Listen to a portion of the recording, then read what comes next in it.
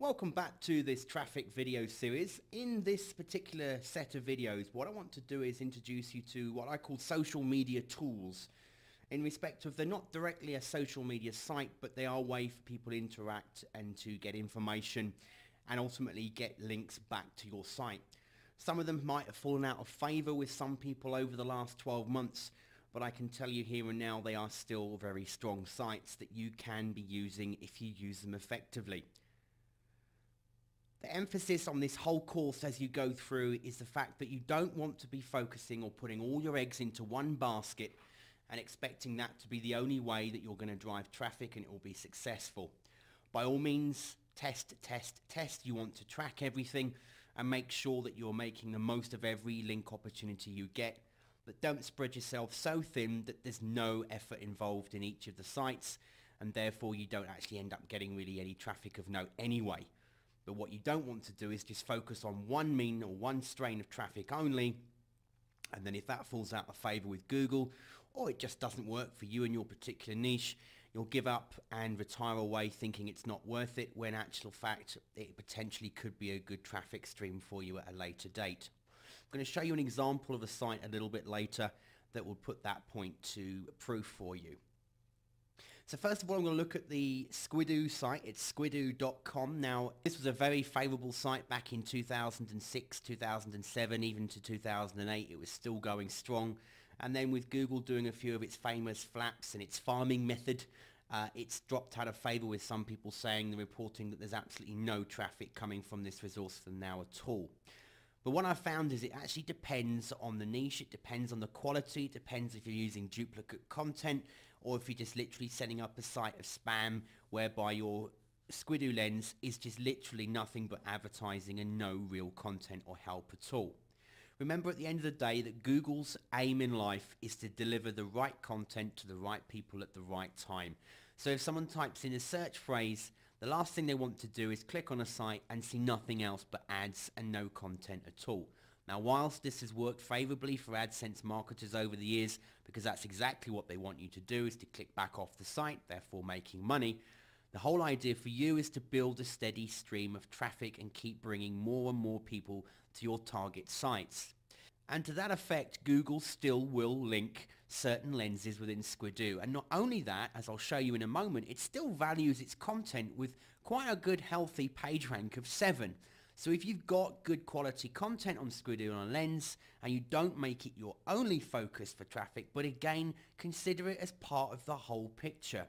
If Google sees that you've got different sites that all link back to you, and those sites have good page rank, good reputation and standing, and they have good quality links coming and pointing to you, at some point Google's going to sit up and take notice of your business and of your site, and that will help you in the organic search results. So don't write off Squidoo, don't write off sites like Hub Pages or even Blogger, because they do have their uses, and we're going to look at that now.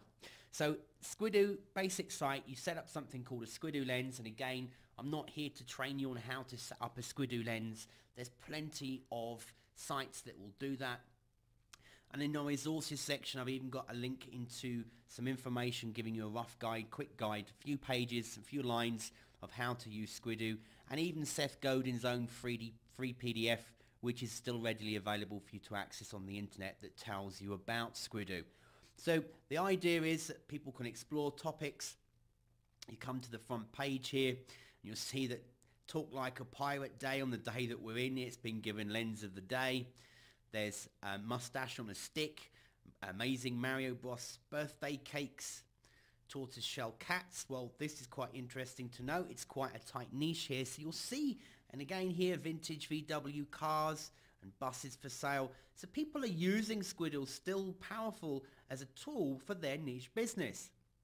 If all you're doing is knocking out sites that say make thousands and thousands and millions of dollars by pushing this magic button, and you're promoting nothing but that on a Squidoo lens, chances are you're not going to rank very well inside of Squidoo. If you're giving good quality content, then you can expect to find some great followers inside of Squidoo, and ultimately, even if people aren't coming and finding Squidoo lenses through Google, if we look quickly at the Alexa ranking, you'll see that it's in still 208 in the global rankings, and it's still in the top 150 in the US.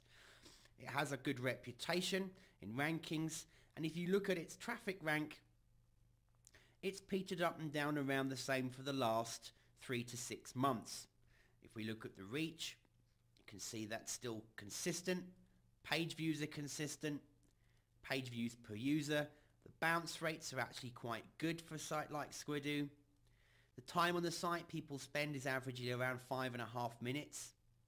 And if you look at this, 23% of people that come to Squidoo as an estimate still come via a search engine. So just because Google's dropped it perhaps in certain search terms, you may still find people going through Ask, through Bing, through Yahoo and other sites, and there are still times when lenses do appear in the Google rankings as well.